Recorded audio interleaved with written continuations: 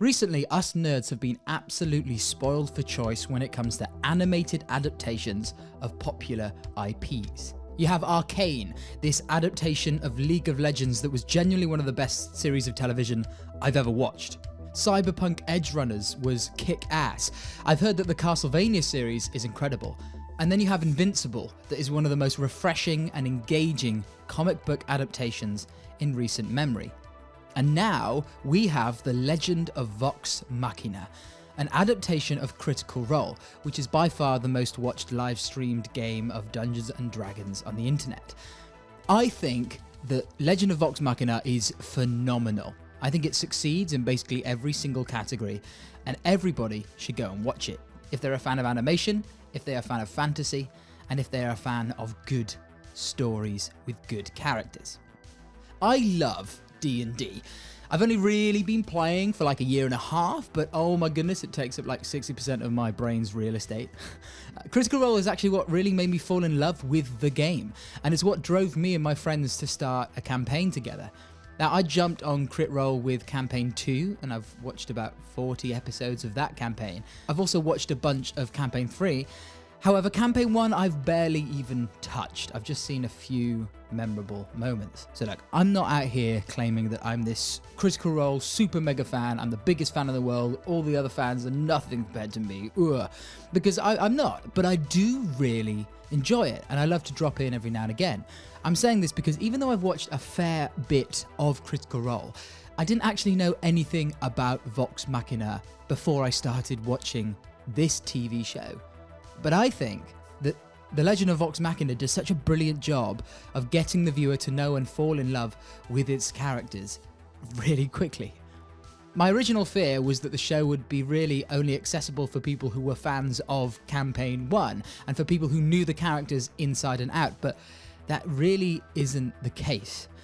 It does such a good job of letting you get to know the characters and placing you in a wonderful fantasy world.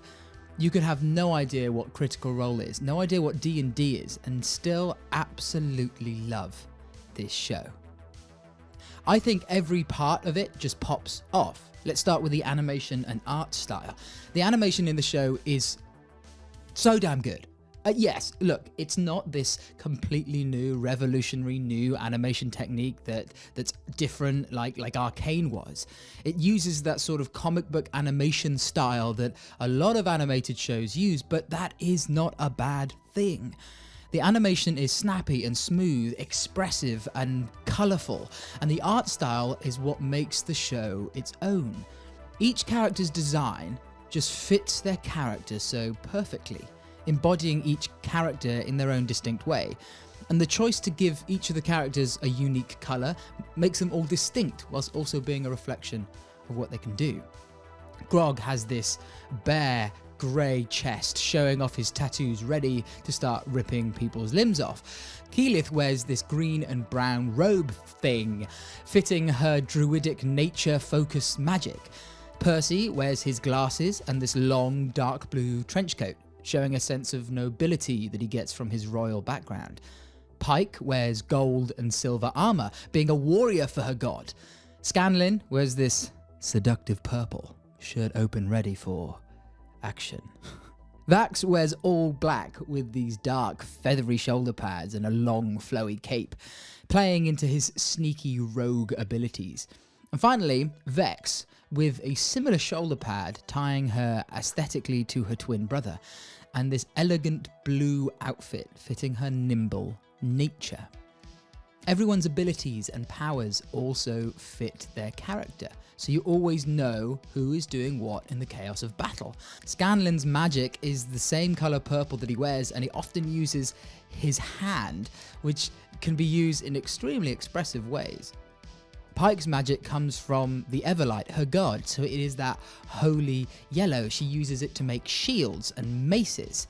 Keyleth is always nature-based. And the martial classes also have their own unique weapons. Vax has got daggers, Vex has a bow and arrow, Percy's got a gun, which is literally like a whole story in itself, and Grog's got his battle axe. It's all little things, but it allows each character to have their own signature and presence in the show, even during the chaos of battle, and I think it's a great decision. Not only is the art direction great, but the characters themselves are fascinating and fleshed out. I mean, these guys have been playing these characters for years. Hell, they have 447 hours of campaign 1 on YouTube alone, and they were playing these characters for a while before they even started streaming their games. So in other words, they know their characters inside and out, and this has translated incredibly well to this show. They all have distinct characterizations, and their reactions and decisions to events make sense. When we start off, they aren't your normal heroes. They're all arseholes who just want to make money and drink. And actually, that doesn't really change, but through the series, we do see them evolve and grow. And whilst they do that, we see their individual characters shine through. I think the best example of this is Season 1's focus on Percy's character. His characterization and backstory is unraveled in a mixture of exposition and action, and we start to see this dark past that comes to haunt him, unlocking a side of Percy that we've never seen before. I think it's safe to say that the Percy we see in episode 1 and the Percy we see in the series finale are two different people, and we see a different perspective on him. This all happens within this fantastic story of the Briarwoods and Whitestone. It's genuinely phenomenal storytelling. We also get interesting moments that ground the characters in this crazy, larger-than-life world. Vax's interaction with this kid in the village with the coin at the very beginning, whose death ultimately spurs the group to be selfless and fight Brimskythe, really is a powerful moment and shows that these people who are in it for the money do have heart, and we see that heart shine through as the series goes on. Or in Season 2, seeing Scanlan struggle to be sincere and honest when he's around his friend, but as soon as he is the only one left standing and he's there alone, he has the chance to show his true self, let his emotions out, and it's a beautiful, beautiful moment. All the characters are so layered, and it is a joy to watch them interact with each other and the world itself. Also, I think it goes without saying, but the voice acting is just top notch. The main cast: Laura Bailey, Taliesin Jaffe, or Jaffe, I don't know how to say his last name, Ashley Johnson, Liam O'Brien, Marisha Ray, Sam Riegel, and Travis Willingham. There is a reason why these guys are voice acting royalty, and they all bring their A game, doing justice to the wonderful characters that they have molded over 10 plus years. I can imagine that it was incredibly fulfilling to finally record lines for these characters, and seeing them brought to life in such a vivid way is, I can imagine, so awesome. And they all bring an amazing level of expression and sincerity and humour to their roles. It's not only the characters that are great though. The story that Matt Mercer originally wove into the vast and imaginative world of Exandria that he himself created from the ground up is gripping and exciting. There's so much set up for story events. Plot points always seem to flow from one to the other seamlessly. Things are set up in the first 2 episodes that come to fruition a whole season later. There are very little plot contrivances, and there really are stakes. Our characters do not feel impenetrable. Death feels possible, and because it's based on this real-life game of D&D, there are rules to what the characters can and can't do, and each time something badass happens, it makes sense within the context of the story and the world.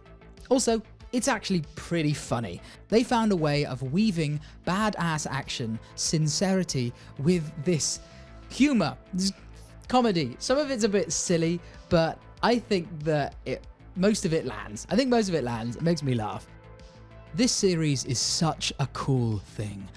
A game of D&D brought to life in such a brilliant and exciting way. Seriously guys, go watch the show if you haven't already. Season 2 is currently rolling out and it continues to blow me away.